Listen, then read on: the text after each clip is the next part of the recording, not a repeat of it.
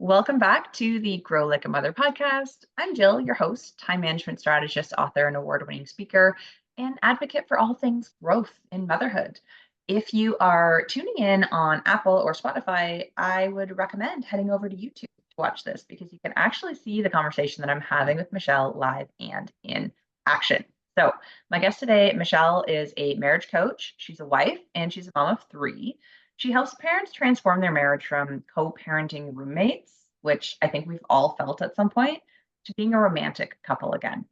Michelle's passionate about helping couples learn how to fight the right way so that they can argue less and actually want to connect as a couple so that their marriage can thrive even when they're raising kids. I think this is such a needed niche, and I'm so excited to have you today on the show, Michelle. Welcome.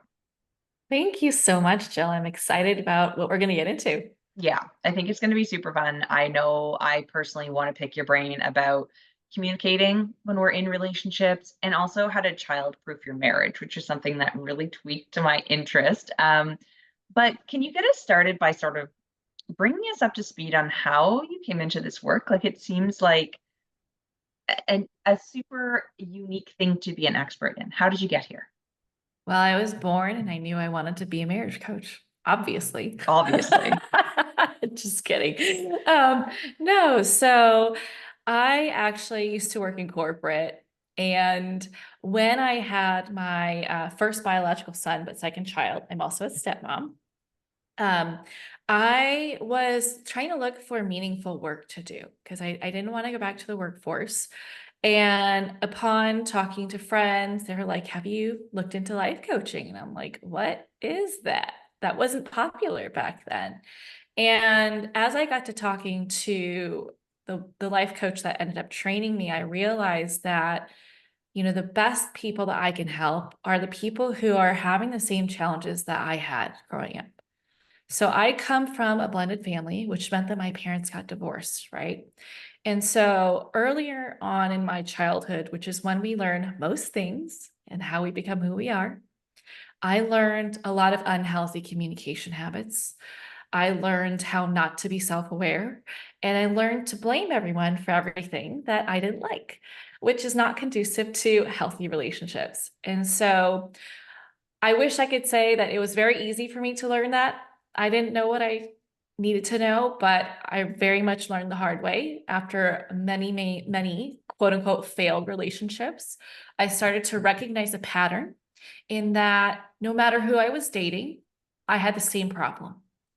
It was like, okay, this isn't working out. Next. Oh, same thing. This isn't working out. Next. This isn't working out. Next. And it wasn't until I was in my, I don't know, early 20s, which I guess some might argue is early and fortunate. But to me, it was like, when am I going to have that relationship that finally feels like home, that finally doesn't end with so much arguing all the time, with me being passive aggressive and just like feeling irritable all the time and feeling like someone actually gets me and loves me and I don't feel like I'm too much or too emotional.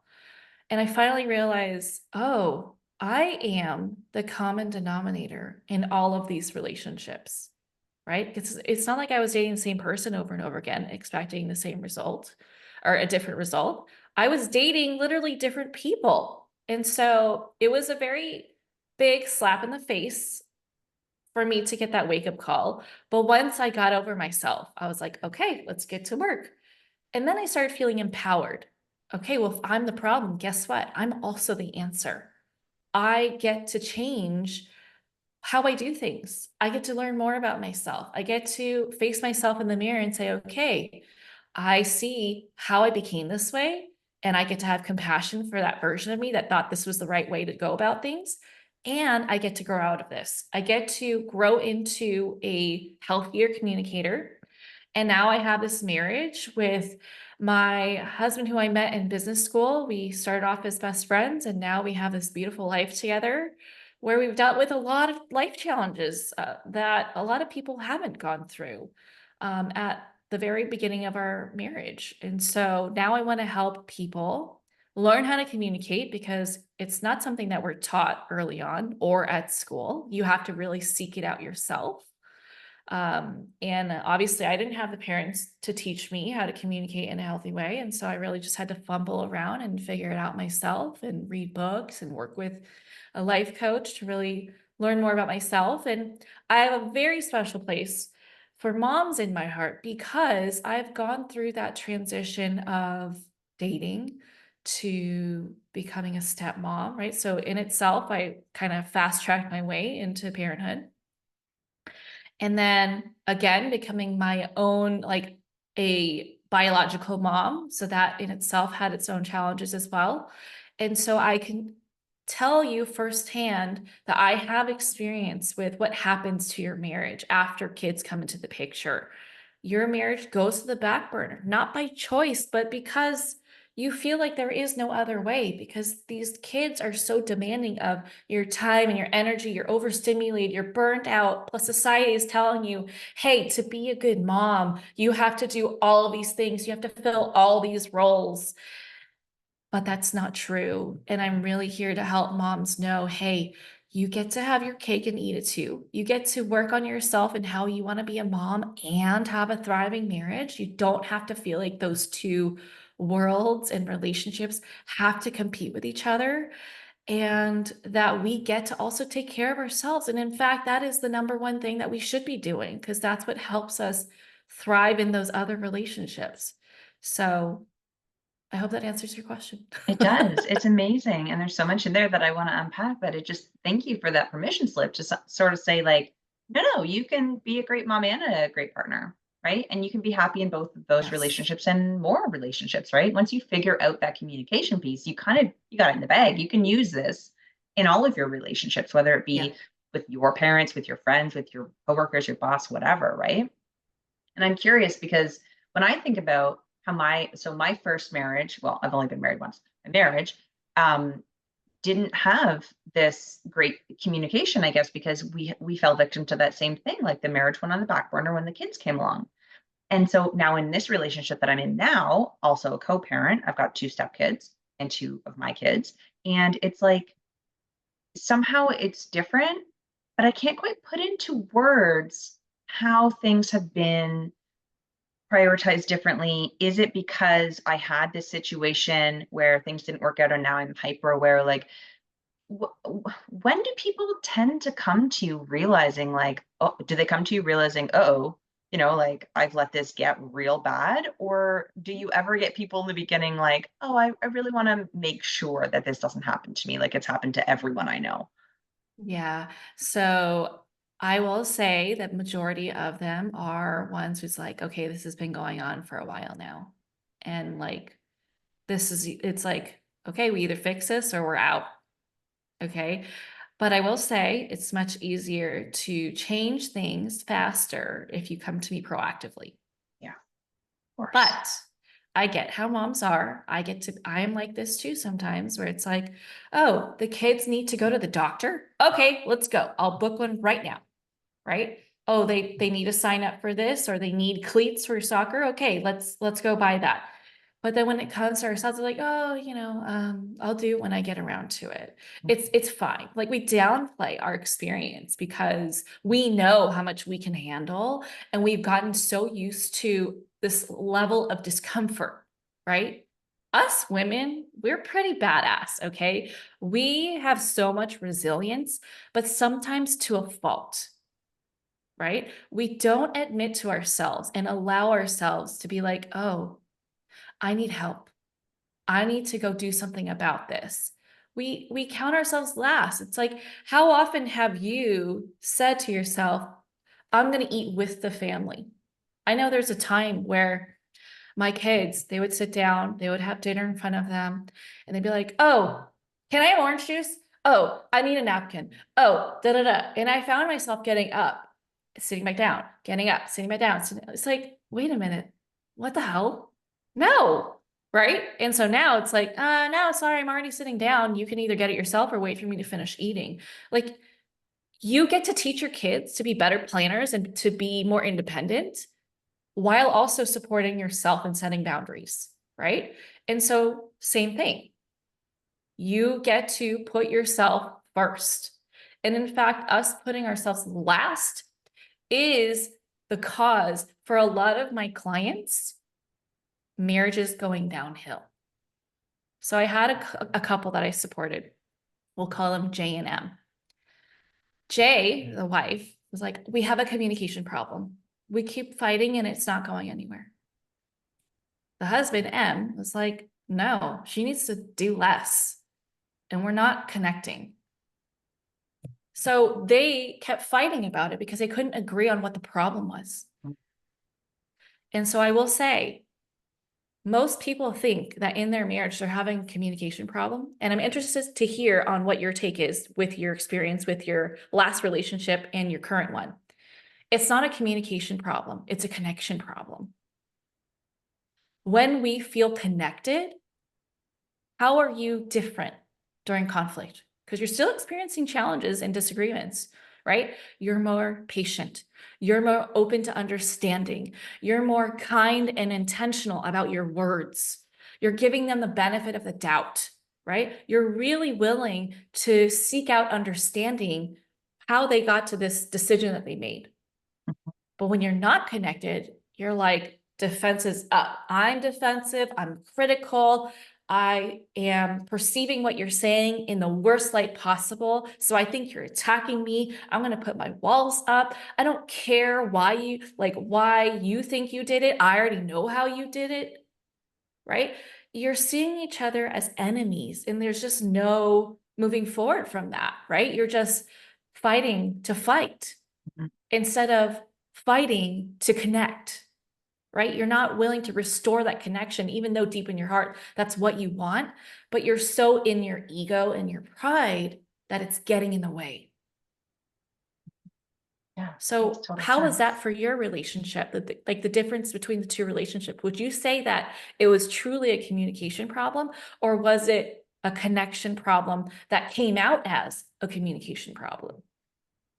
I love that distinction. And I think you're right. I think at the root of it, it is connection. And for me specifically, the connection got severed when our time and our routines got changed, right? Mhm. When these kids came into the mix, and you're like, oh, well, now I don't have time for the connection Right.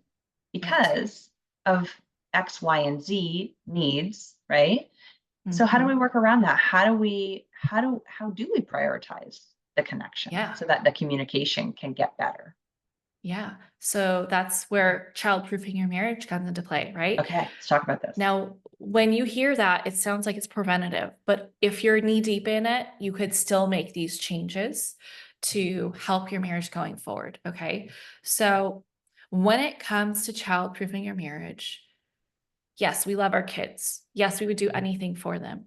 But are you willing to create a stable foundation for them? Are you willing to prioritize your own self-care so that you can have the resilience, the capacity to handle all of them, right? Because let's be honest, they're stressful. They're overstimulating. They're a lot, as well as they're so loving, they're so nurturing, and they're so like everything, right? It's like everything in one, everything positive and everything challenging. That's having kids, right? So when it comes to child-proofing your marriage, we do need to put ourselves first. Because if we are not setting ourselves up for success to take on how we know kids are, right? Through their tantrums or disagreements or challenges, them not listening, whatever, then how do we expect to have anything left over for our spouse? Okay. And I'm going to call myself out with what I just said. What we have left over for our spouse. It should never be that. If we're truly prioritizing our marriage, like we say we do, we say a lot of things, right? But we don't always back up what we say with our actions. So if I were to ask you what's important to you in your life, you're always going to say family, my kids, my partner. But if you were to look at how you're actually living, the choices that you are making, would I agree with you? Most times the answer is no, right? And so we have to be super intentional about our marriage when we have kids because we don't have time to mess around. You can either let life dictate what's important to you, or you can dictate what's important to you through your actions, through alignment, right? And so what does prioritizing your marriage look like? It means, oh, how often do we want to hang out? How often do we need to sync up so that we're on the same page and we're working together to make this life go smoothly? Because there's a lot of things that we can predict are going to happen, right? The morning routine, handling the kids, how we want to parent them and lead them, work stuff, responsibilities like house stuff. That's all predictable, right? So what do they say? Control what you can, and what you can't, you just got to learn to be flexible with it, right? And so when you know what you can control, you can then start to allow your schedule to reflect that. Can you be in charge of your schedule more? Which means, okay, if today's date night, whether it's in or out of the house, right? Like if you don't have caretakers, that's fine. I don't either. Sometimes we go on dates when the kids are in school. Sometimes we go on dates when they're asleep, right? Are you going to fill up your schedule with like a million activities for the kids, make this complicated dinner, and have so many to-dos on your list for that day, and then just be like, can we please reschedule? I'm so tired. I like can't function right now. Or are you going to be like, okay, that's our date day. Is that a good day for us to have our date? Yes? Awesome. How can I simplify that day? How can I make sure I have energy by the time we have our date? Maybe it's taking shortcuts. Maybe it's delegating. Maybe it's outsourcing. Maybe it's pushing it off. How can you schedule your day to allow yourself to give the best of yourself to your partner, right? Because you don't get married saying, okay, so I'll give my best to you until we have kids. And then when we have kids, I just need you to be a paycheck and someone to help out. Are you cool with that? No, no one would agree to that. No one would agree to that, right? And vice versa. You wouldn't be like, oh, yeah, I'm totally fine with you just doing stuff for the kids and doing chores. And then we kind of just sleep next to each other, but we don't talk and we don't hang out. Yeah. That'd be very depressing, But but that's it's a lot of often the reality. reality. Yeah, exactly. So we have to take a look at the greater vision of what we're working towards, right? So if you want a marriage where you get to be like, we're old and gray and we're still slapping each other on each other's butts and we're still giggling and we're still exploring and we're still laughing together and having fun and learning about each other. Okay, what do you need to do now to make that be a reality? You Mhm. can't just wait, right? We're often in the season of waiting as parents, right? Okay, the baby season. It's like, oh my gosh, like I don't even know left and right. Like I'm just so tired. It's just one big long day where I take naps. Okay, well, once we have the baby schedule more in control, then we can hang out.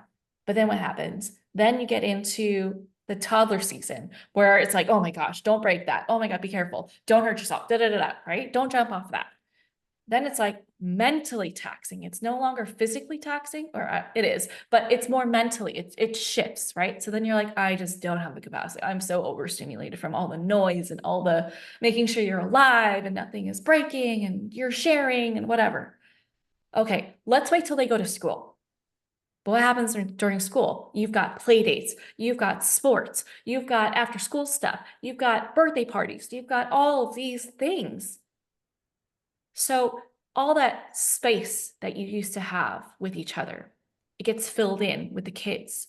But we don't take time to be like, okay, this is how we're going to do it. Because it just gets filled with more stuff. And every season, you're going to have more stuff. Oh, I'm now in the PTA. Now I'm going to bake brownies. And now I'm going to do this and that. Okay, well, you know how you said that once this phase comes into play, we're going to hang out. When's that happening? So tomorrow never becomes today. Yeah. And that's how it happens, right? The connection gets severed, communication breaks down. And all of a sudden, you two are so resentful of each other. He misses his wife. He's like, where'd she go? Where'd my sexy goddess go? The one who wanted me, the one who like looked to me to lead the family. She has now become an individual leader who no longer uses me as a partner. And you're like, where is the support? How come we don't talk anymore? I feel like I can't share my feelings. I feel like you don't get me. I feel like you don't see how much I do for our family. And the biggest mistake that us as wives can do is to think that doing things for the family and for the house is a substitute for connecting. We think that, oh, I just got ready, I just got the kids ready all by myself for you. I just cleaned this house for you. Like, no, you didn't do it for your relationship, right? It had to be done. And if you're getting to that place where you're resentful, it's time to have a chit chat about, hey, let's even this load more, not tit for tat, but like, hey, what capacity do you have? This is the capacity I have. Let's leverage our strengths. Let's work together to tackle this. What are we willing to tackle and what can we let slide? Where can we let our standards lower because it's not really a priority and it's really not moving the needle to help us get to that vision that I mentioned earlier, right? Every decision you make as a couple and as an individual needs to be in progress of moving forward to that vision. And if it's not, you got to talk to me. Yeah. That Yeah. was a And lot.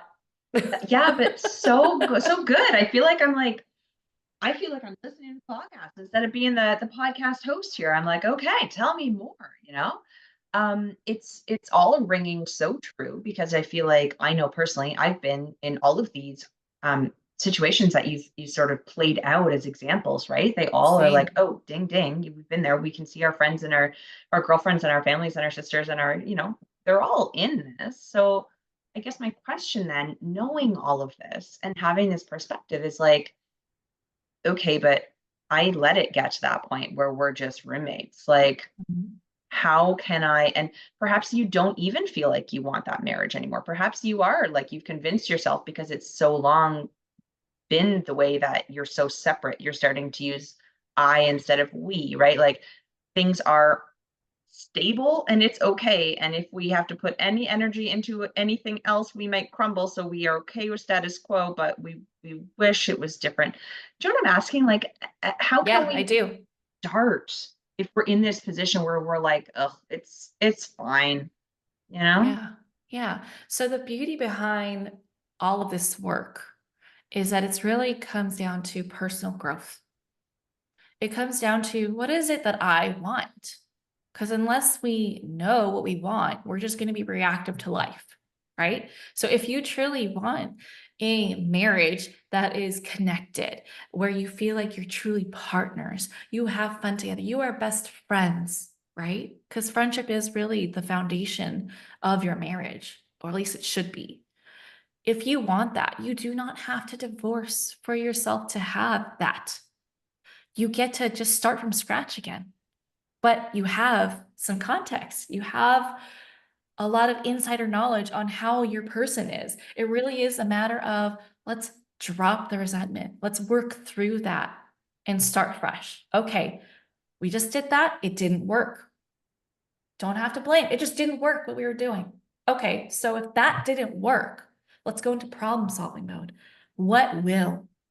If we can keep our eye on the prize with that vision, okay, so what do we need to do going forward to help ourselves achieve that? Okay, well, we were missing privacy, we were missing alone time, we were missing this, we were missing that. Like, you get to go through the inventory of what you think that future marriage has and put it into your lifestyle. Okay, how do we do that? You can visualize it, you can meditate on it, you can journal it out, you can talk it out, you can look to examples of healthy relationships in your circle. Hopefully, you have some, and be like, how do they do it? How do they do it differently? Let's try that, right? You can get help. So you don't have to do it all by yourself. You don't have to be like, oh, I did everything I could. We gave it a good go. Now it's over. No, there are so many resources out there. There's so many marriage books out there. There are so many professionals out there, myself included, that will help you. There are friends of yours that have healthy marriages, hopefully, that you can look to and talk to, like, look, how do you handle this? Right? Be more observant of how they do things. How do they prioritize their life? Are they saying yes to everything, or are they selective about what they say yes to? Right? All of that matters. And also, how much are you taking care of yourself? Again, if you're already depleted, of course you're going to have nothing to give. Can you start there? Can you start to take care of yourself? Go on a walk every day. Take care of yourself. Go to the gym, go to a Pilates class, like whatever you need to do, get that body moving. Because I will tell you, the second I started regularly taking care of my body, everything fell into place. I felt more clear. I had more energy. My libido went back up. Like I never thought that was going to happen. I was like, okay, I'm pretty sure I'm asexual now, which kind of sucks for your spouse, right? Because men, that's how they feel most connected with us physically. Whereas us, we feel more connected emotionally, right? But guess what? They kind of go hand in hand. When he gets what he needs, he's more open to being vulnerable with you. When we get what we need, we're more open to be vulnerable physically, right? And so unless we each get what we need, the other is not going to get what they need, right? And so we need to be more mindful about how are we setting ourselves up for success? Are we running on empty and just relying on caffeine? If that's you, what can you do to be more proactive and set your body up to be like, okay, I am ready, right? Even if you do end up needing caffeine, like, can you need less caffeine? Can you find those baby steps, that 1% of progress that you can make every day, right? Can you wonder, when was the last time I did something nice just because? When was the last time I flirted with my husband? When was the last time I made him feel wanted as a sexual being? Right? There's so many things that we can do on our own that precede talking about it. So if you are not the wife that you think you want it to be, ask yourself why. What are the things that you need support with? What are the things that you need to do for yourself? What are the things that you need help from your husband? Leverage your kids even. I am intent on raising kids that know how to take care of themselves, right? My goal is by the time they're off to college, they know how to do most things. They know how to cook, they know how to clean, they know how to do their laundry. They are critical thinkers. And that starts now in your home. This is like practice grounds. So, yeah, my 8-year-old helps with dishes. So does my 4-year-old. My 8-year-old vacuums in some of the spaces in our home. He sets the table. So does my 4-year-old. They all clear their own place at dinner time. I am not their maid. I am here to teach them how to be a high functioning adult. So use that. Use that to help prevent your burnout. Mhm. Yes. And I love the idea of bringing in the supports, looking to other examples, doing that from this perspective of it starts within. Like it all starts within. It's that personal growth journey. You know, I'm huge on growth in general. And I want to loop it back as we close to the situation you gave us in the beginning where the couple didn't realize that they were fighting about, like, they didn't really realize what the problem was. And I see sometimes that the one party in the marriage will think there's a problem and feel that there's a problem, and the other party doesn't. Doesn't. And, Uh-huh. or the party that doesn't think there's a problem, therefore is not willing to entertain any idea that anything needs to change. And so is there a workaround there? Can we still make this work if we're the only one working at it? I guess is my question. Absolutely. So when I first started doing this kind of work, I actually exclusively work with moms. I did not do couples work. And it is truly amazing how much we can work on ourselves and have that change the marriage. We can lead by example, and we can influence our partner. No forcing necessary, no nagging, because when we are more well rested, well taken care of by ourselves, when we understand what it is that we need and we want, that changes how we interact with our partner. That changes how we see things. As we grow, our perspective shifts, right? When we grow out of just blaming everyone and everything for how we feel, and we take ownership of that, and we take personal responsibility for how we contribute to how things are going on right now, they feel the need or less of a need to defend themselves because we're no longer blaming. We're taking accountability for how we are reacting, for how we are responding to them and not doing things. And we notice, oh, I did change. And I noticed that. They feel more open to reflecting too, because the energy is not being spent on keeping themselves safe from you. They don't feel attacked. They feel like, oh, you're being reflective of what's going on.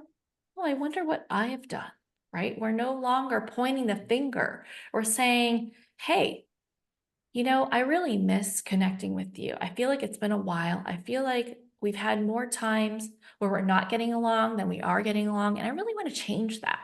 Versus, when was the last time you planned a date, right? It's more confrontational versus inviting. Like,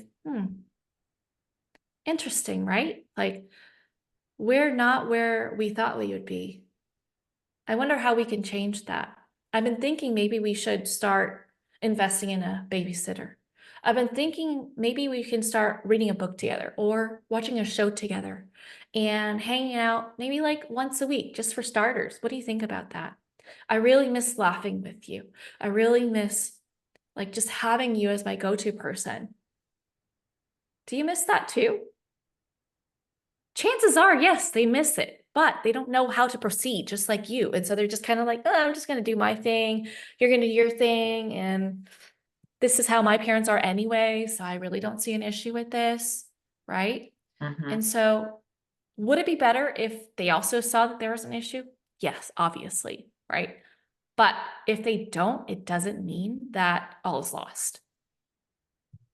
Awesome. And I love that you pointed out just now that like we don't always have the examples in our parents and in our Mm, households and how we perceived what a marriage should be. And that's why I think it's so incredible this work that you're doing because you're giving us, this opportunity while we're in it, like we didn't get it before and that's too bad. Now we have the opportunity to model to our kids through experts like you who are able to help us figure it out. So thank you for the work that you're doing. I think it's incredible. And I mean, your podcast too is incredible. If you guys are listening to oh, this thank podcast you. and you like podcasts, we're gonna make sure we link it in the notes because I love your podcast. And I just can you share with everybody before we wrap up what is the best way to continue to learn from you because you're such a wealth of knowledge on this topic? Thank you. Yeah, the podcast is a wonderful place to start. It's called the Marriage and Motherhood Podcast. Another place to connect is Instagram, Michelle Purta Coaching, or Threads. I've been really loving Threads lately. It's just something about it feels really nostalgic back to like Facebook statuses Yeah. time, right? Back when we didn't have to create a graphic for everything and we could just share what's on our heart, share some truth and to support. I do have something I would love to offer your audience, if that's okay. So we were talking a lot about vision and, making sure that we're working towards that. And I have a free masterclass I would love to share with your listeners. It's called The Number One Conversation Couples Need to Have but Aren't. And it's all about developing that family vision that we can all kind of just refer back to. It's like our anchor. Oh, we're having some problems or we're having difficulty making a decision. Okay, let's go back to our vision. What decision would help us move forward to be closer to that vision? Perfect. Let's choose that. So it really simplifies our decision making skills and it helps us move through challenges a lot more easily. And hopefully it can help you really prioritize what matters and be more intentional about how you are designing your life together. I love that. Thank you for that. That's so incredible. I will make sure that we have that accessible in the show notes as well. Um, Thank you, Michelle. It's been such a pleasure to chat with you and learn from you. And to anyone listening, I mean, if you're wanting to share with us, we'd love to know what was your biggest takeaway. What's the thing that you heard today that's going to make the difference on how you show up in your marriage later today and tomorrow and the next day, right? Hit us up on Instagram or wherever you are. You can find us, tag us, let us know, because this is what we live for. This is why we do this, to make sure that we can help you guys and that you're getting something out of it. So we love to just know. It's kind of a one way. A podcast is funny. We can talk to you, but you can't talk to us. So like talk to Yeah. us. We're here. We're humans. We're behind the DMs. Like get in and chat with us and let us know. So yeah, I will ask you, Michelle, before we go though, if you have like one piece of advice or one thing that you'd love just the whole audience, anyone listening today, to really hear and know that you can share with us. Hmm. I mean, with our relationship with our kids and our spouse, it all derives from the health of our relationship with ourselves. So I will challenge you and invite you to start finding ways to love yourself most. You can still love your kids, you can still love your spouse, but can you love yourself most? Okay. So that's my challenge for you. Find something you can start doing regularly, consistently, to really live that out in your life and see what happens. Like the ripple effect of you making that decision to love yourself most is just never ending. Mhm. It's amazing. Challenge accepted. Challenge accepted. All right. Thank you again. And to the listeners, until next week, keep on growing like a mother.